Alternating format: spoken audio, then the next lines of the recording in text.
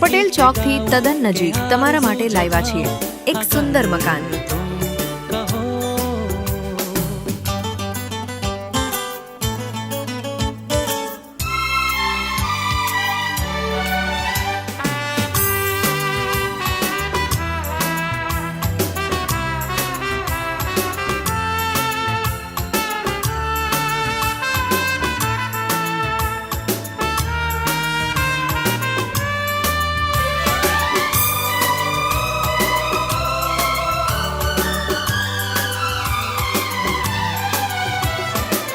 मैं तितलियों के पीछे भागूं, मैं जुगनुओं